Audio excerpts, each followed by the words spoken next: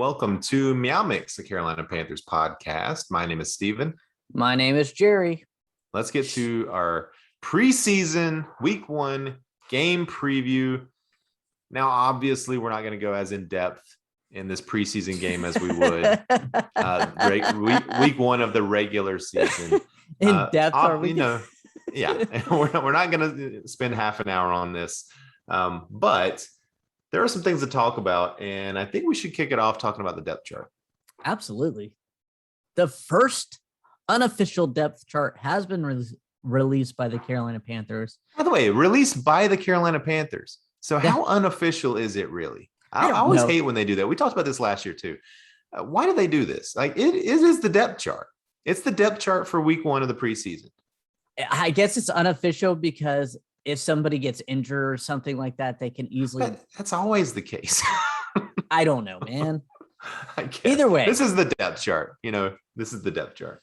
Well, usually, as of right now, I am surprised on this. Is that on the depth chart they have a left tight end and right tight end instead of a third wide receiver, and they have Dan Arnold and Ian Thomas starting at tight end, and DJ Moore and Robbie Anderson as receivers. I was a little shocked that they don't have a slot wide receiver spot or a third wide receiver. Yeah, and it's either usually that or the fullback. As they usually have a starting fullback. Yeah. So there is no fullback on this team really. So yeah, interesting that we go from no real tight end presence in the offense last year to now 2 listed starters on this offense. Who, by the way, are Dan Arnold and Ian Thomas listed as a starter. A little surprising that Ian Thomas is listed as the starter, but not that surprising, I guess. I'm not. Again, he was the incumbent, so yeah, they weren't. And it'll be interesting to see if they go into the season with that configuration of 2 starting tight ends. And that may just be their, this is our offense starting list. But you know how it goes. Sure. As soon as this ball starts getting snapped, it's a 3-4 wide receiver set. It's it all depends. Just speaking real quick, let's just look at the offensive line since we just talked about that. So they got Cam Irving as left tackle, Pat Elflein as left guard, Matt Parrott as the center, John Miller as guard, right guard, and then Moten as the right tackle. No surprises there really. Just looking at the depth, Greg Little is listed as third string left tackle. Yeah. Christensen is listed as backup right tackle, drafted as a left tackle, talked about often as a guard, but listed at right tackle. So that's a little interesting. From what I've heard from out of training camp, that's the only position. He hasn't played any left tackle in camp. It's only been right tackle, and it's typically, as second string or when Taylor Moten goes over to left tackle. I think they drafted him as a right tackle, to be honest with you, the more that's coming out of camp. So. Yep. Deontay Brown, I think our 5th round pick, is listed as backup right guard. So he's obviously been showing well in camp. And then Trent Scott listed as the backup left tackle. Again, not really surprising there.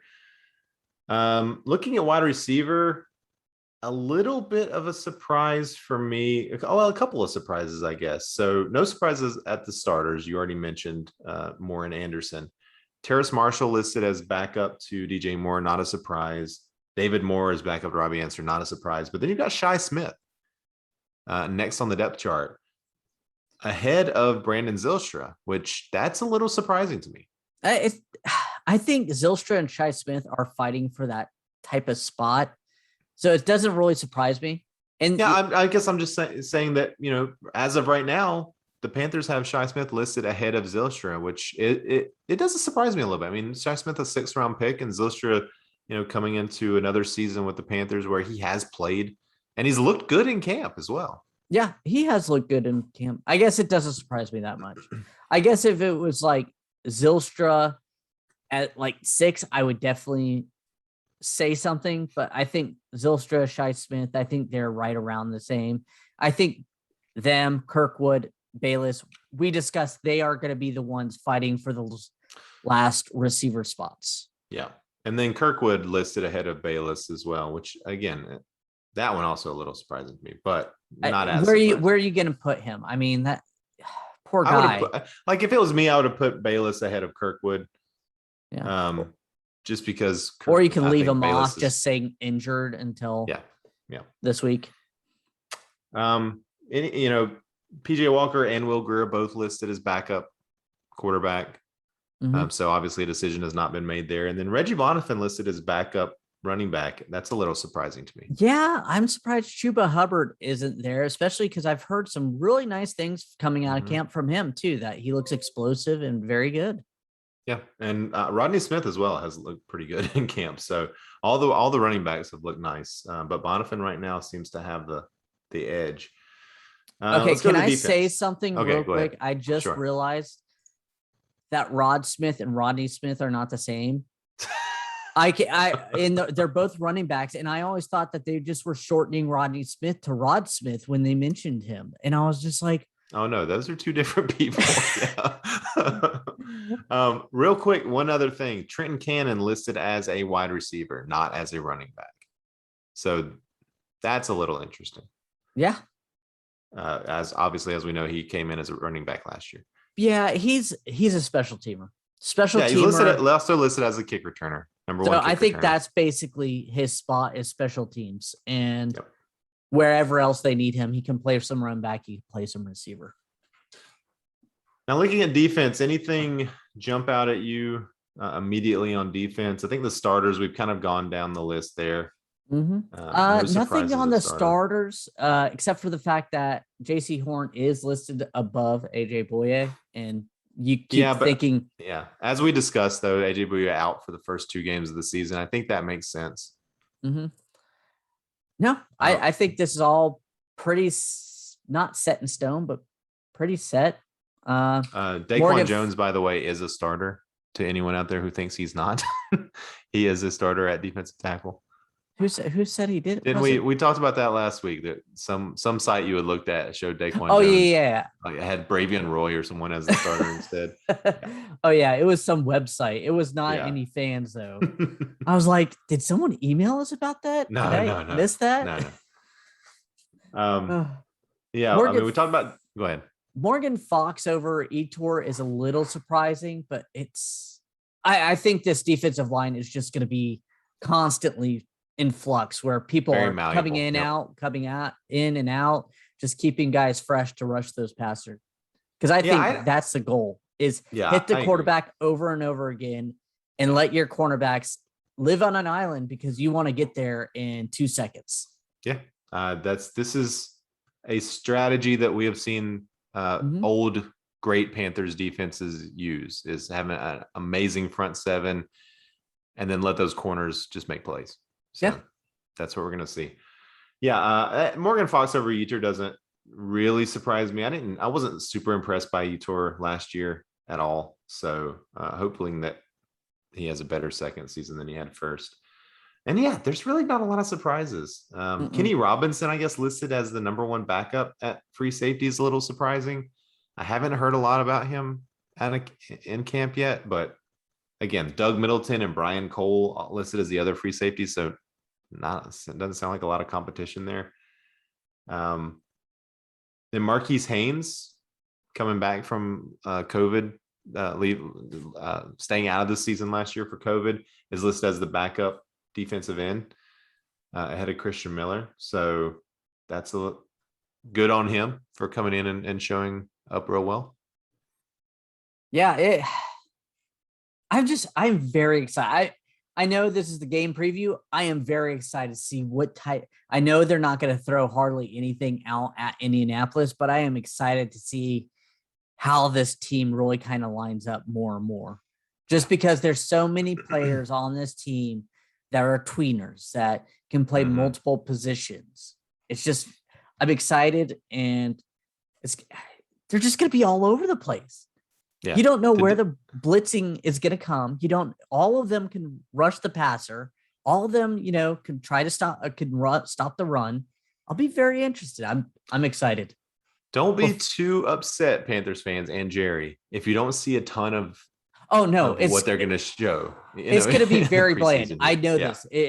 First preseason game, I know there's only 3 this year. I expect really nothing fancy going on. It's going to be a lot of the front 4 rush. Everything else drops back. It's going to be very vanilla. Cover 2. Yeah. Cover 1 man. It just a lot of.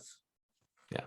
I'm hoping they pepper in some interesting things here and there just to kind of get the guys used to it. But I wouldn't expect to see a lot of fancy plays from the offense or defense, to be honest with you. But yeah, I mean, Hassan Reddick's listed as the right outside linebacker. He is a guy that's going to be plugged in a lot of different spots, as well as Jeremy Chin, listed as a safety, but he's going to be playing a lot of linebacker. We know this defense, man, I'm more excited about watching this defense this year than I am about the offense. Me too. The offense is going to probably make or break the team, but the defense is going to be really good. We know I 100% agree with you. I think this defense is going to be just an enigma. It's not going to have any form, but I think so many of these players can just break out and just dominate a game if they want. I know you were talking about don't expect a lot. See, we're going to be watching one-on-ones with Brian Burns and Derek Brown. That's what I'm going to be watching this week. I guess I just mean scheme wise, and what I mean, but scheme wise, I wouldn't expect a lot of blitzes and, a lot of real fancy defensive schemes to be shown. I guess the thing that I'm going to be watching for the most in this game, I'm just going to be looking real hard at Sam Darnold. Honestly, I just want to see how comfortable he looks. I want to see his footwork, and I want to see if he's going through his progressions quickly and effectively, not missing wide open guys running down the field like we saw a lot last year with Teddy, and just getting the ball out quick. I think you can see that in preseason. Yeah, I think so too. I think that's making the right read. That's what with Sam Darnold, his number one priority is making the correct read, because that was his issue in New York. When the bullets started flying, he would try to play hero and try to force the ball down and make the wrong read instead of doing a lot of checkoffs. So I agree. That's the number one thing I'm looking forward to. I'm looking forward to actual game, though. I'm just so excited to watch players on the field actually play and keep score. Sorry, I lost your audio here. Hang on. Sorry. Oh, my headphones died. Oh, I was like, I could hear you. What happened? Yeah, sorry about that. So I wouldn't expect to see a lot of Christian McCaffrey. He's just going to be out there for a few plays. I imagine Darnold will only be out there for a series or so. Starting wide receivers as well. So it's going to be the backup QB show. Well, I'll be interested with only 3 games if they do it that way, if they count or considering this game 2 where they play, almost a half. But it'll be very interesting. You said backup QB. Indianapolis will be starting at backup QB because Carson Wentz is injured. True. Yep. Yeah, Wentz is out. Gosh, how long is he out? 6 to 8 weeks or something? Yeah. So he'll be into the season. He's out. But yeah, honestly, the Colts are not an interesting team for me this year. I really have there's nobody on that team that I'm super excited to watch. Wentz was going to be interesting just because of what a train wreck his last year was in Philly, just to see if he can kind of get back that form that he once had, or at least people thought he once had. But without him there, I don't really care about Indy. No, this game is all about watching the Panthers. I'm excited to see J.C. Horn, especially against the backup quarterbacks. If he does, I'm assuming J.C. Horn will probably play a little bit more than the rest of the first team. Yeah, I bet he plays offense. So I would like to see him try to get a pick or so, especially with these quarterbacks, unless they avoid him. So, right. Yeah. Horn and Dante Jackson as well. I'm hoping to see what he looks like healthy. again, it'll be a lot of Shi Smith is going to be out there. Terrace Marshall will probably play quite a bit out there as wide receivers, rookie wide receivers. So they'll be fun to watch. Chuba, I bet he'll play a lot. Yeah, that's another player I'll be excited to watch. I didn't even think about him. Yep. So yeah, I mean, there's a lot to look forward to. And again, it is a preseason game, so the final score doesn't really matter. We're just looking for guys to not be terrible, mainly. And no injuries. Like, we're just looking for some hope. Now, that's what I'm looking for. So I haven't brought this up to you, but who do you think will lead this team in receptions for Indianapolis or for the game against Indianapolis? Oh my gosh. In receptions? In receptions. Number of catches. Number of catches. Oh man. God, that is a hard. That's hard. That's tough. I know. I'm gonna say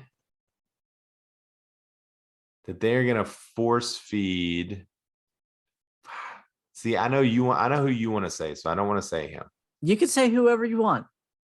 All right, then I'll take Terrace Marshall since you asked me. Okay. I am gonna go Shi Smith because Terrace Marshall was gonna probably be the guy I picked, but I will go Shi Smith for the beer bet of the week.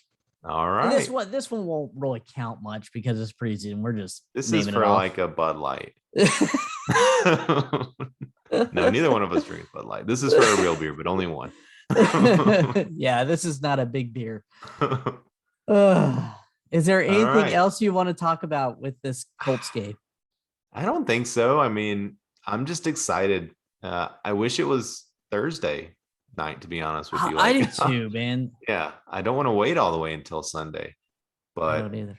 You know, it just prepare us for the regular season since almost every Panthers game is going to be Sunday at 1:00. So there is that. No primetime games for us, but or at least only one. So yeah, but I'm just super excited and can't wait to watch it with everybody. Yeah, me too. We want to thank everyone for listening. If you like the show, please let your friends know. Please follow us on Twitter at MeowMix Podcast. If you have any questions or comments, you can email us at mailbag@meowmixpodcast.com. Please leave us a 5-star review with a comment on Apple Podcasts. We'll read it on our show. If you're on YouTube, please like and subscribe. Yeah. I always forget to say that one. So we will be back on Sunday afternoon after the game. We'll have our recap, what we liked, what we didn't like, our stars of the game, you know, a light recap episode, but there's going to be a lot to talk about. So looking forward to that as much as I'm looking forward to the game itself. But until then, everybody, stay safe out there and keep pounding.